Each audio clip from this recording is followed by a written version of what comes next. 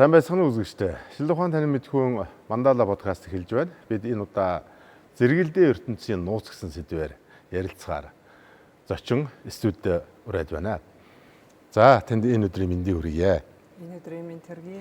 Зэрэгэлдээ ертөнцийн нууц гэхээр зэрэг бас манай үзэгчдэд одоо юун тухай ярих байх гэж гайхаж болно. Тэгээ үзэгчдэд хандаж хэлэхэд тонголог багш маань одоо насан туршдаа микробиологийн шилдэг ухаанд одоо судалгаа шинжилгээний ажил хийж үндэсний аюулгүй байдлын зөвлөлд шинжээчээр 10 жил ажиллаж одоо салбарын сайдын зөвлөхөөр ажиллаж байгаа ийм нэр хүндтэй маш олон шавь дөрвөлсөн ийм багш хүн. Тэгэхээр та бүхэн ярианы сэдв бичил ертөнцийн нууц. Тантай дээд боловсролын систем за одоо сургалт арга зүй эрдэм судалгаа гэдэг олон зүйлээр ярих боломжтой боловч энэ удаа хоёлаа таны үндсэн мэргэжил болох энэ микробиологийн талаар энэ микробиологи чинь хүний амьдралд хэрхэн нөлөөлдөг тэр дундаа хүний эрүүл мэндэд яаж нөлөөлдөг энэ талаар ярилцъя. Сайхан сэдв. Энэ талаар яриул бүр дуусахгүй юм ярина. Гэхдээ хүмүүсийн эрүүл мэндтэй холбоод микробиологийн шинжилгээ ухааныг ярина гэдэг өөр их сонирхолтой сэдв бас тийм ээ. Бөгөөд хүмүүст бас хүрэх ёстой сэдвийн нэгэ гэж би бол бодож байна. Монголчуудын эрүүл мэндийн байдал чанарын асуудал маш их сэтгэл зовоож байна. Энэ дээр маш олон хүмүүс өөрөө ч мэдлгүйгээр янз янзын халдвар болон эрсдэл эсвэл амьдралын зөв хөвшил гээд олон талаасаа энэ зэрэгэлдээ ертөнцтэй одоо эрсдэлтэй байдлаар хандаж асуудал үүсэж л да. Зарим төрлийн өвчлөлөөр элэгний одоо өвчлөл гэдэг юм уу тийм ээ. Энэ чиглэлээр одоо хүн амын тоотой харьцуулах тоон үзүүлэлтүүдээр дэлхийд яах аргагүй тэргүүлж байна. Энэ маш олон хүмүүсийн санаа зовоож байна. Энэ дээр та энэ миний сайн тодорхойлдог зэрэгэлдээ ертөнц ямар нөлөө үзүүлж байна энэ талаар яриач. Тэгээ судалгаач байдаг. Бараг хүн амын 80% нь архаг өвчтөй гэж. Тэгээ энэ юу гэсэн үг вэ гэхээр зэрэг бие организм дотор ингээд бичил биетэнгүүд оршдог. Сайн ч оршдог, муу ч оршдог. Тэгэхээр бид нар одоо микробтой холбоотой ойлгох хамгийн чухал юм бол өөрийн биеийн температурыг их хянаж авах хэрэгтэй. Даарахаар амны хөндөд байгаа бичил биетнүүд хоолоо өвтгчдөг. Хоолоог өвтгчөхөд антибиотик хэрэглээд хэсэг зур ингээд клиник шинж тэмдэг дарагдаад идэгцэн юм шиг боловч микроб үхээгүй амьдралын зогсонгүй байдал буюу бид нар анабиоз гэж нэрлэдэг тийм байдалд шилжчихээд дараагийн температур өөрчлөлт юм уу амьдралын хэв шинжинд өөрчлөлт ороход нөгөө бичил биетнүүд чинь дахиж ингээд амьдраад дахиад өвчин үүсгээд ингээд яваад бараг бие организмыг идж байгаа юм шиг тодорхой эргэтэнгүүд дээр очиод байрлцдаг. Тэгэд энэ өөр архаг өвчний суур болдог байхгүй. Тэгэхээр монгол хүмүүс бол хамгийн их анхаарах хэрэгтэй юм амны хөндийн микрофлор энд байгаа микробуудыг их ариун цэвэр сахих хэрэгтэй хорхоо идээгүү шүдтэй байх хэрэгтэй юм шиг байна. Тэгээд тэр хоолоо өвдөхөд хоолооны өвчнийг үүсгэж байгаа микробуудтай зөв харьцаж тэднийг биенээсээ устгах энэ ажлыг эн чинь мэдлэг дээр тулгуурлагдаж байна. Тэгэхээр энэ наад захын мэдлгүүдийг мэддэг болчих юм бол архаг өвчнгүй байна. Тэгээд одоо хүн болгоны амнаас бөөр өвддөг гин одоо хоолоо өвддөг гин зүрх өвддөг гин дан тэгээ энэ бичил биетэнгүүд чи үе мөчөвдөн гүгээд очоод энэ тэнд нь байрлцдаг. Тийм учраас хамгийн нэгдүгürt анхаарах юм өөрийнхөө биед байгаа микробуудыг тэгээд их хөгжөөгөө дивжээгээд авахгүй байхыг анхаарах хэрэгтэй. Хоёрдугаарт нь температураа барих хэрэгтэй. Гуравт нь ариун цэврийн хамгийн энгийн дэглэмүүдийг одоо сахих ийм шаардлага байгаа. Энэ тохиолдолд бол одоо архаг өвчнгүй байх боломж бас байгаа гэж би боддог. Ямар ч архаг өвчнгүй битгий хэл бүр цоо эрүүл байх ч боломж. За тэгэхээр ашигтай бактери гэдэг нэг зүйл бас яригддаг. Тэгдэг. За бие организмд. Үүнээс гадна ахын одоо бичил орчинд монголчуудын нүүдлийн соёл уламжилттай холбоотойгоор бас гадны улс орнууд их судалгаа хийдэг. Та энэ талаар бас зөндөө хамтарч бас ажиллаж байсан. Аргалын утаанд маш олон одоо муу шинж чанартай ийм бактериудыг устгах бас ийм зүйлүүд байна гэдэг зүйл яригддаг л да. Энийг бас тантай уулзсны асуумаар санагдлаа. үндэслэлтэй байна. Монгол хүмүүс чинь нүүдэлчин хүмүүсээс нь тухайн орчинд нь гаднаас хөндлөнгийн юм орж ирэхгүй шүү дээ. Тухайн орчноо өөрснөө ариутгах чижээн, цэвэрлж чижээн аргалын утаа гэдэг маань ялгараад гарсан тэр утаанд байгаа химийн нэгдлүүд өөрөө ариутгалын чанартай. Тийм учраас нөгөө ханиад хүрсэн үед ингээ аргалын утаагаар май тавих юм бол тэр агаарт байж байгаа вирусүүд ч устдаг. Тэг угаасаа тийм яг шинэ тухайн үндэстэй. Энэ шинэ тухайн үндэстэй байлгүй яг гоо тий. Тэгээд химийн бас ч тэр лам нар чи их мундаг маш олон хүмүүс орж ирдэг, хүмүүсийн цугларал бий болдог, олон цагаар суугаад ном уншдаг, хөдөлгөөнгүй байдаг. Ердөө ханиад төрдгөө байсны нууц нь тэр хэрэгжилж байгаа үнэртэнгүүдтэй байгаа байхгүй юу? Тэр ургамлын гаралтай үнэртэнгүүдийг хүч арц гэд ингээ хэрэгжилж штэ тий. Эднэр маань өөрөө тодорхой төвшөнд ариутгалын үүрэгтэй. Тий. Тийм учраас орчноо хариуцаад байна. Ер нь монголчууд ариун цэвэр дээр үедээ сахидаггүй биш, сахидаг байсан ард түмэн байхгүй юу? Тэр нь юугаар илэрхийлэгддэг вэ гэхээр нөгөө мөр үлдээхгүй амьдардаг. Нүүлээ 3 сар боллоо, нүүлээ ардлаа цэвэрлээ, ямар ч хог үлдэгдэл үлдээхгүй одооных шиг энэ пластик хүйтэй байсангүй хоолоо өмхөрүүлээд хайж мэдхгүй байла. Тэр чи бүх юм байгальдаа зөв шингээд бодисын солилцоонд ороод ингээ явчихж байгаа байхгүй. Тэгэхээр бодисын байгалийн өөрийнх нь биологийн эргэлт гэж үүдэг. Тэр эргэлтийг манай монгол хүмүүс зөв ашигладаг байсан бас л ухаантай байгаа байхгүй. Одоо бол тэр биологийн эргэлтийн тэр баланс бүх дэлхий дээр алдагдсан. Тэгэл маш их хэмжээний задардаггүй химийн нэгдлүүдийн хогны хуримтлал бий болчоод тэгээд энэ байгалийн баланс алдагдчихад байгаа юм. Дээр үед монголчууд ч нь бол хэрэгжилж байгаа бүх юм нь дараа жил нь ирэхэд утилизац болцсон. Өөрөөр хэлэх юм бол задраад байгальдаа шингэсэн ийм маягаар амьдарч ирсэн байхгүй. Тэгэхээр монголчууд шиг мэрэгүү ухаантай амьдралын хэв маягтай хүмүүс ер нь энэ дэлхий дээр бас тийм олон биш байна. Тэгэхээр бид нар тэр бүхнийг эргэж санаж шинэ ухааны үндэстэй энийгээ тайлбарлаж бодох ёстой. Тэгж бодогдож. Танаас нэг ийм зүйл асуухгүй байж чадахгүй л дээ. Монголчуудын үндэсний хэрэглээний нэг бол таны сайн ярьдаг мах. Тий. Тэгэхээр малын эрүүл мэндийн асуудал гэж нэг чухал зүйл байна. Тий. Энэ дээр та бас юу хэлмээр байдгүй. Энэ талаар их олон жил судалгаа хийсэн. Яг нь эрүүл хүнсний тухай асуудал яригдахад малын гаралтай бүтээгдэхүүнүүдийн тухай асуудал хөндөгдөн л дөө. Энд махч орно, сүүсүү бүтээгдэхүүн орно тийм.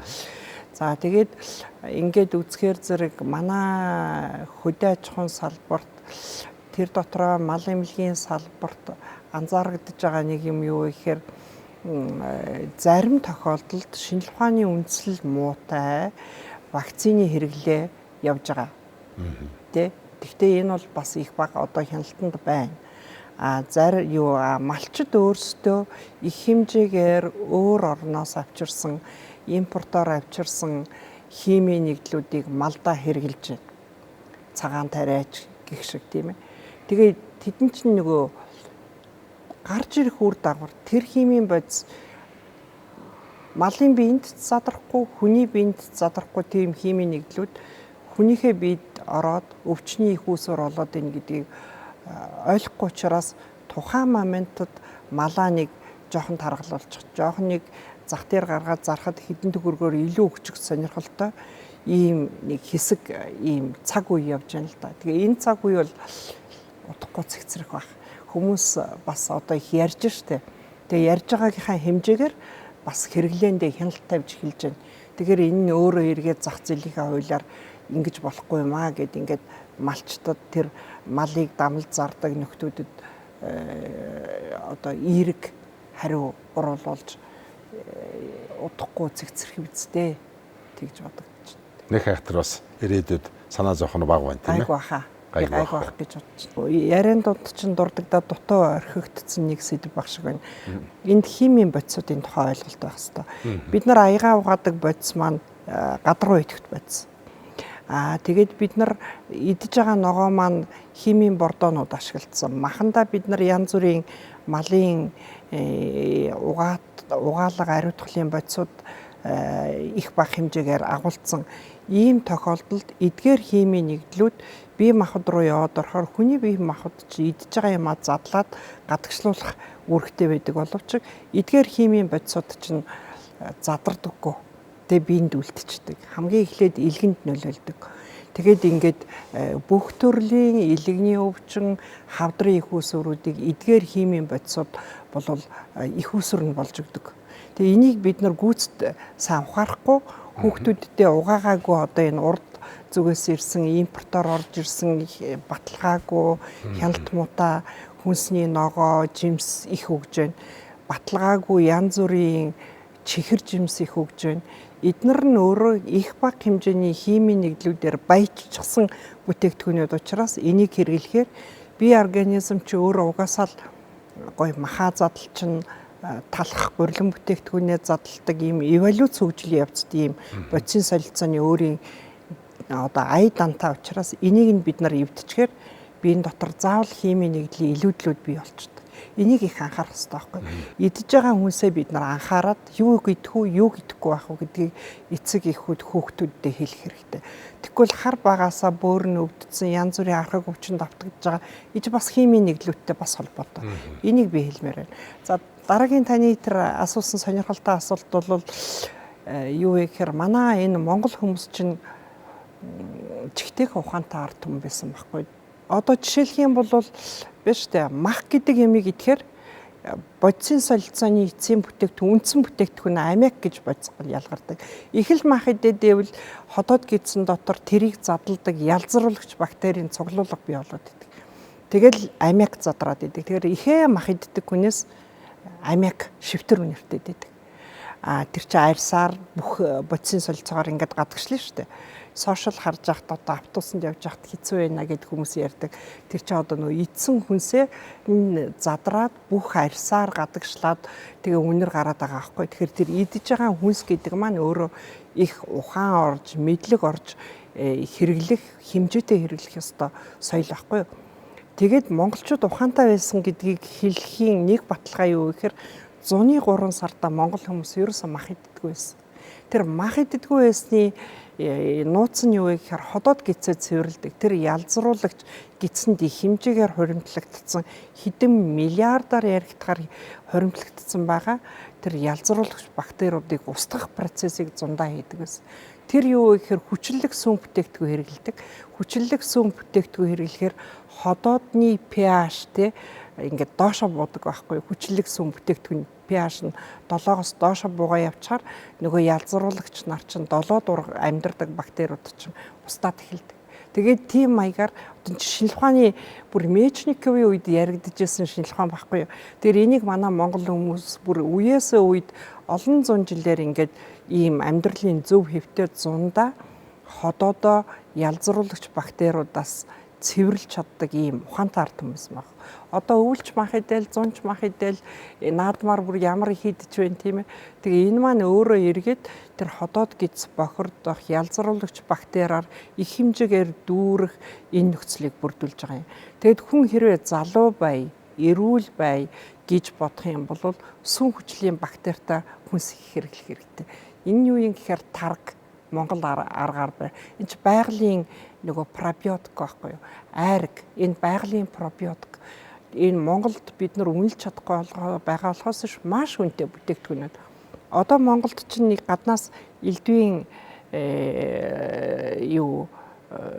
ходоодонд ашигтай бактери гэдэг юмнууд орж ирээд байна шүү дээ. Тэр чинь бид нарт байгаа байхгүй айргаа хэрэгэл, ааруулаа хэрэгэл, таргаа хэрэгэл тэгээ энэ чинь ходоодоо цэвэрлээд байна л гэсэн үг байхгүй. Тэгээ хүний ходоод хичнээн цэвэрхэн байна, төдийчнээ эрүүл байх магадлал өндөр, төдийчнээ залуу сайхан байх магадлал айгүй маш өндөр байдаг. Тэгээд энийг би одоо энэ хүмүүс маань ойлгочихосоо гэд бас бодож байна. Ирээдүйд одоо маш олон тийм таахын аргагүй бактери вирусууд гарна гэсэн зүйлийг бас зарим судлаачид ярьдаг. За зарим эмч нар хуучин бид нар энэ бактери вирусын халдвар янз янзын зүйлүүдийг тодорхой хэмжээнд хянаж чаддаг байсан. Одоо ингээд нэг хяналтандаа байлгаад байдаг байсан. Одоо бас ингээд гүйцэж төрүүлэхийн аргагүй, судалж амжихгүй ийм шинэ халдварууд, вирус, бактерийн эрсдлүүд байна гэдэг зүйлийг ярьдаг л да. Та энэ дээр мэрэгжлийн хүний хувьд юу хэлмээр байна? Яг энэ дэлхийн ертөнцийн ч өөрөө ингээд байна шүү дээ. 300 хатхан жилийн өмнө ганцхан тэрбумтай байсан. Одоо 9 тэрбум болчлоо. Тэгээд нэг хэсэг сая даяаршлал гээд бүр ингээд замбраагаа алдтлаа, аялал жуулчлал нь хөгжөөд хүнсний бүтээгдэхүүнүүдэд төв дамжуулж зараад одоо ингээд хүнсээр дамжаад их хэмжээний импортоор бидний огт мэдгүй өвчний үүсгэгч нар дэлхийгээр тэнж штэ. Жилдээ нэг 2 өвчин шинээр гарч байгаа. Хамгийн сүүлийн жишээ ковид байна, тийм. Тэгээ энэ давтагдахгүй гэхийн үндэс байхгүй. Бид нар бол эрсдэл донд амьдарч байгаа. Тэгэхээр энэ маань өөрөө нэг талаас нөгөө талаас энэ геополитикийн асуудал чи бас их эвгүй байна. За ерөнхийдөө хүний хэрэглээний тэр шунал нь бүр дуусахгүй байгаад байна шүү дээ. Тэгэхээр энэ нь өөрөө юу гэсэн үг вэ гэхээр зэрэг хэмжээ хязгааргүй их мөнгө олохын төлөө үе олноор нь хүнсний бүтээгдэхүүнийг үйлдвэрлээд зарах гэж баяжсан юм хэрэглүүл болгочод байгаа байхгүй. Тэгэхээр энэ бүхэн маань өөрөө одоо бүх төрлийн халдвар төвчний эрсдлийг дэлхийд даяар бий болгочод байгаа. Ганцхан Монголд ч биш. Дор бүрнээ ядахтаа өөрийгөө хамгаалах хэмжээний боловсралтай болох ёстой. Энэ микроб гэдэг нь юу юм, энэ өвчин гэдэг нь юу юм, энэ хүнс гэдэг нь юу юм, юуг идэх ёстой юм, яавал одоо эрүүл байх ёстой юм гэдэг энэ хамгийн наад захын боловсролыг бид нь хүн болгон хичээж өөрсдөө энийг авах хэрэгтэй. Тэгэх юм бол тодорхой түвшинд эрсдлээс бол өөрсдийгөө хамгаална. Энийг бол их бодож авах хэрэгтэй юм байна. Энэ ертөнцийн дээр амьдрахад одоо бүх юм хэмжээтэй. Тэр хэмжээг хэтрүүлж ерөөсөө болохгүй. Тэр хэтрүүлэхгүй байх хариуцлагыг тархиндаа хийх хэрэгтэй. Нөгөө гэр бүлийнхээ өмнө, үр хүүхдийнхээ өмнө хүлээх хариуцлага бодоод тэр юмаа хэмжээтэй хэрэглэх тийм соёлд бид нар суралцвал угнаас эрүүлж байна, насланчиг. Тэгжил би бодож байна. Тэгээ энд чинь нөгөө манай миний гэж манай микроорганизмууд маш их нөлөөлнө. Өөрөөр хэлбэл бүдүүн гидсэнд байгаа бичил биетнийгээ чи яаж зохицуулахаас ерний эрүүл байх хамаарна. Тэгэл бохир байгаа л байвал ам хамраа угаахгүй шүдэн хорхотой байгаа л ах юм бол тэгэл бас л нилээд их өвчний их усүрийг өөртөө бий болгож байгаа байхгүй. Тэгээ энэ бүхнийг их гоё соёлтойгоор боловсралтойгоор ингээд ойлгоод явчвал суур нь их гоё юм байгаа шүү дээ. Манай монгол хүмүүсийн чинь бидэн шиг сайхан мах иддэг хүн энэ дэлхий дээр байхгүй шүү. Бидэн шиг сайхан мал аж ахуйтай улс оронч байхгүй. Тэгэхээр ийм их гоё баялагийг зөв сайхан идлээд байвал ер нь хамгийн сайхан эрүүл хүмүүс чинь бид нар л байх хэрэгтэй байгаа юм шүү дээ. Та ихтэй сургуулийн боловсролын системд их олон жил ингээд ажиллалаа. Энэ таны энэ өөрийн мэрэгжилтэй холбоотой энэ эрүүл урт удаа амьдрахын үнэт их үүсвэр болсон, үндсүүл болсон энэ сая ярьсан зүйлүүдийг бага насны хүүхдүүдэд дадлаг хөвшил болтол нь одоо сургахад маш олон зүйлийн хүчин зүйл шаардлагатай байх л да. Таны харснаар яавал энэ дадлаг хөвшил энэ ойлголтыг бага наснд нөгөж насан туршид амьдралын хөвшил болгоул. Яг боловсролын системд сургалтаар оруулж болно. Хоёрд нь ижээ аваад өөрсдөө юмаа мэддэг байх хэвээр. Хүүхдтэй гэртээ юу идүүлэх вэ? Тэр хэрэгтэй хэрэггүй ундаагүй болох уу? Аль эсвэл сайхан Монгол одоо хярмаа болох уу? Тийм ээ. Монгол бор цайгаа болох уу? Энд чинь сонголтын асуудал. Тэгэхээр зэрэг би зүгээр хамгийн их хүмүүст хандаад хэлмий гэж бодож байгаа юм. Хүнс дэлгүүрт байгаа, хүнсний зах дээр байгаа, импортоор орж ирсэн баталгаагүй тэр олон амттан хэрэгтэй хэрэггүй жимс ногоог идэхдээ хяналттай хандаач л гэж хэлмээр байна. Тэнд маш их химийн нэгдлүүд бие организм руу орж байгаа. Хүүхдүүдэд багаас нархаг өвчтэй болохгүй байгаасаа гэж хэлмээр байна. Хоёрдугаарт анхаарах юм амны хөндий микрофлорыг анхаараач. Амны хөндөд ямар ч байгаа микробууд чинь л хоолойны өвчин үүсгэждэг. Тэгээд тэр кокови инфекц гэж их эвгүй бактери байдаг. Тэгэл бүх биед хордлого үүсгэждэг тийм бактерид тэрнээс сэргийлэхийн тулд амны хөндий хорхоо эзэн шүдгүү байх, хүүхдүүдээ багаас нь шүдийн эрүүл байлгах, унтахт нь заавал амын угаах, өглөө босоход нь амын заавал угаах тийм нэг хамгийн наад захын ариун цэврийг ижээ аваад хүүхдүүдтэй уламжлуулах хэрэгтэй л дээ. Одоо улс орн болгонд янз янзын одоо бактери вирусын халдварууд ингээд яригддаг шүү дээ. Тэгээ монголчуудын хувьд одоо ямар одоо эрүүл мэндэд нөлөөлөх хамгийн түгээмэл одоо бас хүн ингээд мэдэх ёстой шиг юм уу тийм анзаарах ёстой тийм бактери вирусууд байдгийг тийм зүйл нийтлэг гэх юм байхгүй. Нийтлэг гэх юм бол ерөөсөө тэр архаг өвчин. Одоо өөрийнхөө биед байгаа микробо бид нар штэ өвдчихэд эмчилж мэддэггүй. Эмчлэгтэр антибиотик бичүүлэхээр 2-3-ыг уучаар клиник шинж тэмдэг дарагдаад халуурхаа болчдөг байхгүй. Тэгэхээр идэглээгээ бодчоор нөгөө микроб нь үхэхгүйгээр цаашаа ингээ явцдаг. Тэгээ тэр хүний эмч нарын зовниод байгаа одоо ер нь эмчилгээнд дийлдэхгүй өвчнөний үүсгэгч нар их болчлоо гэдгийг чинь цааш шалтгаан нь энэ байхгүй юу? Нөгөө антибиотикт төсвөртэй элдвийн химийн бодис нь төсвөртэй одоо бичил биетнүүд их бий болсон гэсэн үг байхгүй юу? Дутуу хэрэглээл хайчих нь нөгөө микробч үхээгүй биеийн дотор амьд нэг газар чинь нуугдаад байж байгаад тэгээл чи нэг даардаг юм уу, нэг амьдралын хэв хэмжээ алддаг юм уу, нойр мутаа явдаг юм уу, хоол мутаа явдаг юм уу, тэгэнгүүт нөгөөдөл чинь чи арчаагүй вэ нөө би ургая гэж ургацдаг байхгүй юу? Ургаал бодисын солилцоо нийцийн бүтээгдэхүүнээ ялгаруулаад тэд нар чи их хурдан ургана шүү дээ. 20-30 минутанд 2 болдог, нэг нь 2 болдог байхгүй юу. Тэгээд хэмжээ нь микрометрээр хэмжигдэнэ. Тэгэхээр чинь бүр жигтэй хийх юм болно шүү дээ тэр чинь. Тэгээд хэдэн миллиардаар зогсохгүй их микробын цуглуулга бий болж байгаа байхгүй. Тэгээ үржиждэг. Тэгэл ёстой давхисаар гаал очие гэсэн газар очдог. Тэгээ бүхэл одоо өвчний их суурь. Бүх өвчний их суурь болдог.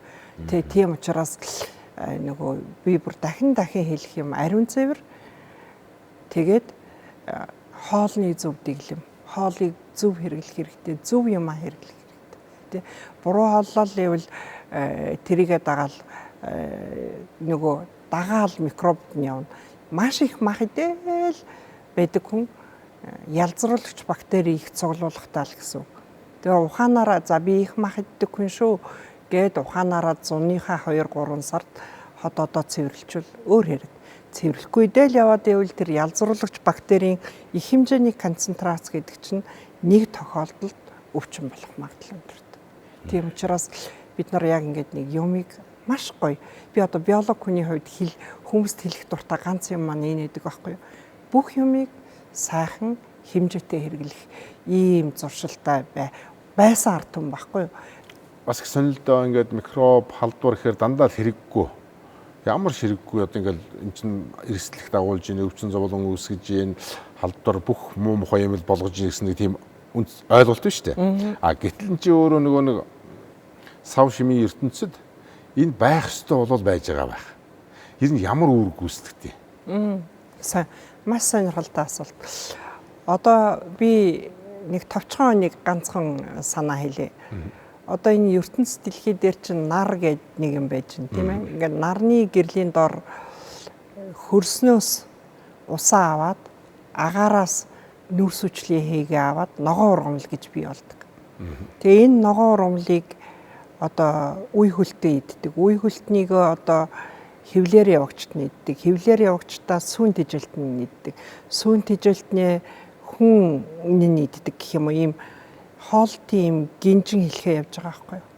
Бүүн том систем. Тэр нөгөө тэгэхээр өөрөөр хэлэх юм бол ус нүрс хүчлийнхээ ага нарны энерги 3-аас нүрс төрөгч агуулсан органик нэгдэл бий болж байгаа байхгүй юу? Энэ маань ногоон ургамал. Тэгээ энэ маань ингээд амьд амьтдын гинжин хэлхээгээр дамжсаар хагаад бүх амьд амьтдад одоо нүрс төрөгч агуулсан органик нэгдлийн цуглуулгыг бий болгочихж байна гэсэн.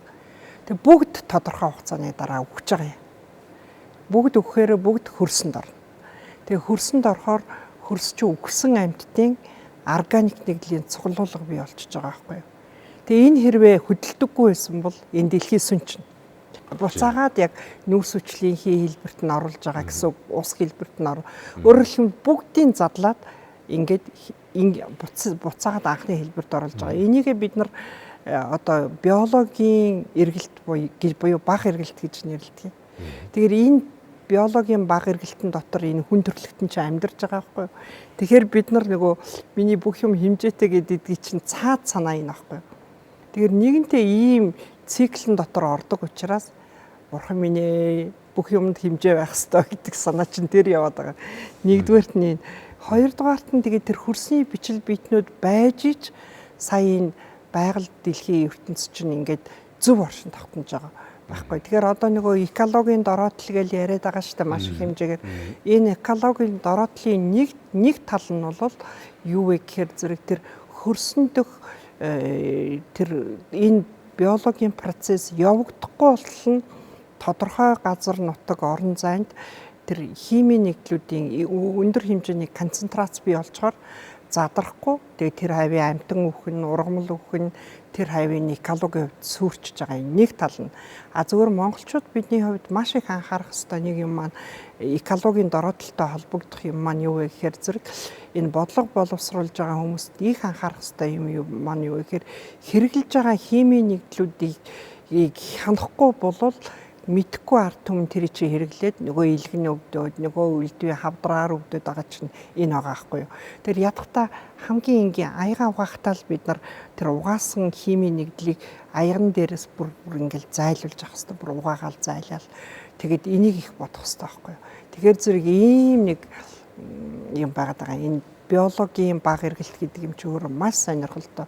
За энийг задлаад сав шим ертөнцийн хууль гэдэг ингээ яриул гайхалтай. Өв соёлоо судлах, зөв амьдрах ухаанд суралцах эн чинь би л сая ярьснаас биш манай өвгдүүд бол аль хэдийн өөрсөндөө шингээгээд амьдралдаа хэрэглээд яваад ирдсэн ухаан шүү дээ. Гэхдээ тэр 3 сар мах идэхгүй байх гэдэг чинь их том ухаан шүү дээ. Ер нь тий. Та манай студид хүрэлцэн ирж хүн эрүүл энх байх, урт удаан настай байх, амьдралын зөв дадлаг хөвшилтэй байх талаар сайхан ярилцлага өгсөн танд бас их баярлалаа. Таны ажил амьдралд сайхан бүхнийг хүсье өрөөё. За баярлалаа. Энэ мандала нэвтрүүлгийн хамт олонд нийтэд түгээх энэ соён гэгэрүүлэх нэвтрүүлгээдээ их амжилт олохыг хүсье өрөөё. За бас баярлалаа танд. Шинэ Сүхбаатар танин мэдхийн Мандала подкаст энд хүрээд өндөрлөж байна. Анхаарал хандуулан үзсэн үзэгч та бүхэндээ баярлалаа.